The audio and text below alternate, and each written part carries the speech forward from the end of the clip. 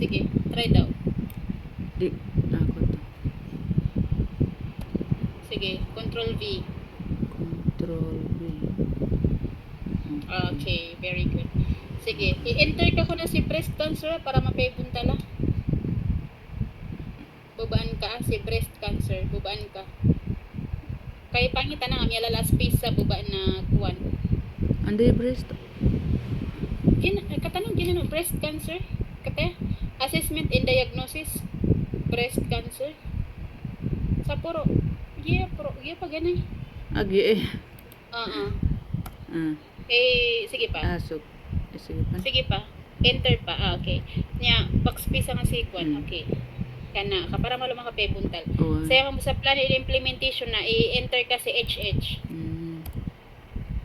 Okay, sige pa. Diyan niya kalala ka sa space. Oh. Tapos, dilita nga si addendum. Kasi na addendum na pag si addendum. Okay. Okay. Next, delete ang agya number 9. Ang buton sa nga ay number 9. Madi-dispute ron. Okay, so mapiyad na ni buntal. Kapangingap na i-space si plan in implementation para may baba. Enter. Sige pa. Sige pa. Okay. Kanang okay na nanda. Sige, scroll down. Sige pa, scroll down. Sige, ginana space na i-paste count man ito puruman. Go. Kuna ka. Control V. Kana. Okay. Napansin mo, hindi siya nagkasya. Oo. Delete nga sa unsteady gate. Nasa pati nga sa C addendum. Delete nga sa buba-buba. Sa yanan. Delete nga din. Sige, delete. Delete. Close and open parenthesis, C addendum. Sakto din. Yeah, okay na. Nasarap kami nun sa C addendum. Meaning ay big letter. Meaning kasi yan na nakurangan na para sa kumpleto niya na sirang pagila sa addendum. Okay. Okay. Sige. Ngayon, tunay sa dapat sa napang checkan kataya si SN, si PT naka-check ra, si medication naka-check ra, so sakto ra. SN skilled nursing, so SN. PT, physical therapy, medical management. Okay. Next, naabay cardiac si patient, na sakit sa cardiac, wala. Adin? Wala. Yeah. Wala siya cardiac disease, wala. So diyan ang pag-check. Ana diabetes si patient? Da. Ana wound care yan? Ana sugat yan? Wala. Dapat. Sa madaling salita, ay pag-check sa. Sige, scroll down gamay lang. Okay. Next question. Si patient na pag-use ka sa assistive device? Yes. Water. Ato na sa pag-check ang kastaan assistive device? Ano ba ito? Ginanakuan. Ay, pag-check na need the aid of assistive device. Ginan. Agwan na ikadwa niya pan. Gaya sa buba saya. Gaya requires the assistance of other person. Saya, sa kilid. Sa ginan.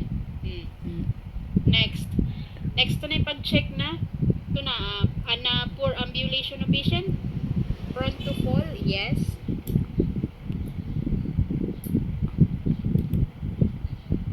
Nabagyanan. Saya for poor ambulation. Agya. Prone of falls. Unsteady gait. Unsteady gates pa. Then unable to negotiate stairs pa. Unable to negotiate. Lang na. Mapag-check ka. Okay. Tapos, yuta in-check ka yuta non-ambulatory, confined to bed, na ayaw mo kapag check ka sa na ibarat sa patient na wheelchair bound o di na bed bound. Pero kay gina na patient, napakalalakas kanya, nabas ka ng bed bound, na di ang pag-check ka. Sige, next. Ad na cognitivo patient, wala pa ta na humandiha, pag-check up na anak cognitive yan o da? Ito na cognitive. Sa kilid. Ya gitu. kinida. Mm. Ipag-check ka nan kung ana memory loss yan, mga Alzheimer's, mga ginan. Okay. Ipag-check ka si cognitive ako si neurological care. Mm. Na.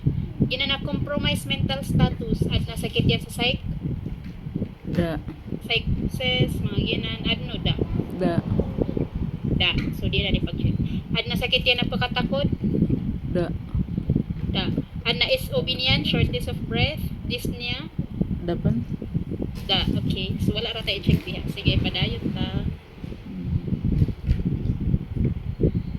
Okay. Ano ho tiyak na ipaguman sa sa PT? Ano ipaguman sa PT? After ko difficulty in walking. After saan pa na ipagumanon sa difficulty in walking? Pagumanon na unsteady gait. Sa difficulty in walking. Saya? Saan? Unsteady. Tugon ka sa unsteady gait. Obvious, small letter tanan. Ay. Makakaps lock siya.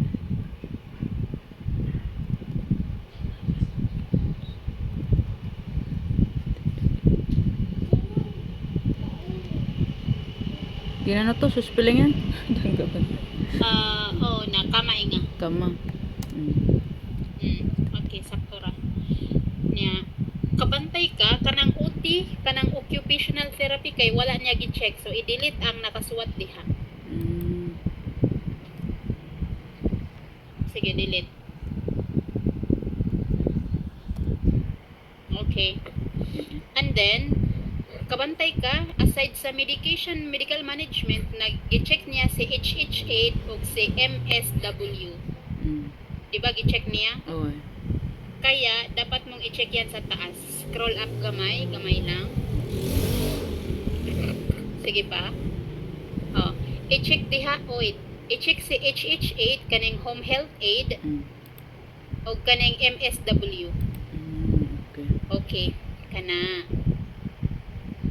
Oops. Ay. Oopsie. Tapos na ka.